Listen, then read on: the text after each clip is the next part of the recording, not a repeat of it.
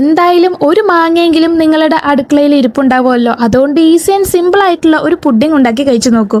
അപ്പോൾ ആദ്യം മാങ്ങ ചെറുതായി അരിയുക. അതിലേക്ക് കുറച്ച് പനീർ ഇട്ട് കൊടുക്കുന്നുണ്ട്. വീട്ടിലുണ്ടാക്കിയത് തന്നെയാണ്. ഇനി 1/2 കപ്പോളം പഞ്ചസാര, മധുരത്തിന് നിങ്ങൾക്ക് എത്ര വേണമെങ്കിലും ഇടാം.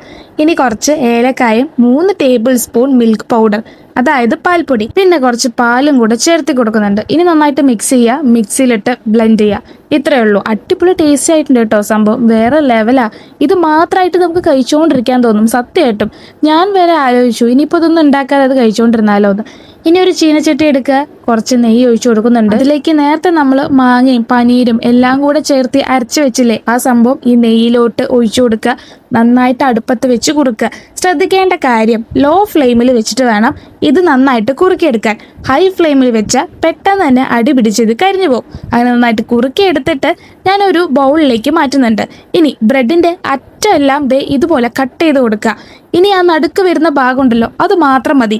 അത് ഇനി എന്താ ചെയ്യേണ്ടത്, നെയ്യ് ഒഴിച്ച് നന്നായിട്ട് 2 ഭാഗവും മൊരിച്ചെടുക്കുക. ശ്രദ്ധിക്കണം, ഒരുപാട് കരിഞ്ഞു പോവരുത്. ഇതേപോലെ നിറയെ നെയ്യ് ഒഴിച്ച് 2 ഭാഗവും മറിച്ചിട്ട് കൊടുക്കുക. നന്നായിട്ടൊന്ന് ഒരുപാട് ബ്രൗൺ ആവരുത്.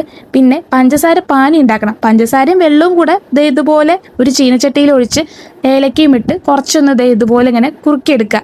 ഇതൊരുവിധം കുറുകി വന്നു കഴിഞ്ഞാൽ പിന്നെ തണുപ്പിക്കാൻ നിൽക്കരുത്, അല്ലെങ്കിൽ വെയിറ്റ് ചെയ്യിപ്പിക്കരുത്. വേഗം ഉണ്ടാക്കി കഴിയണം. കാരണം അത് പെട്ടെന്ന് തന്നെ കട്ട പിടിച്ച് പോകുന്നുണ്ട്. ഇനി നമ്മൾ നേരത്തെ മുറിച്ച് വെച്ച ആ ഒരു ബ്രെഡ് എടുക്കുക. അതിലേക്ക് ആ ഒരു മാംഗോ സ്പ്രെഡ് തേച്ച് കൊടുക്കുന്നുണ്ട്. നന്നായിട്ട് തേക്കുക. എന്നിട്ട് ഇതുപോലെ ആക്കിയെടുക്കുക. അതിലേക്ക് ആ ഒരു പഞ്ചസാര പാനി ഒഴിച്ചു കൊടുക്കുക. കുറച്ച് നേരം കഴിഞ്ഞാൽ നന്നായിട്ടൊന്ന് കുതിർന്ന് കിട്ടും. നമ്മളുടെ മാംഗോ പുഡിങ് റെഡിയായി വരുന്നുണ്ട് കേട്ടോ. എല്ലാ പഞ്ചസാര പാനിയും നമ്മൾ ഇതിലേക്ക് ഒഴിച്ചു കൊടുക്കുന്നുണ്ട്. നല്ല സോഫ്റ്റാണ്, നല്ല അടിപൊളി ടേസ്റ്റാണ്. ഒരു ചെറിയൊരു മലായി ടേസ്റ്റും ഒരു മാംഗോ ഫ്ലേവറൊക്കെ കൂടെ ചേർന്നിട്ടാണ് ആ ഒരു മാംഗോ സ്പ്രെഡ്.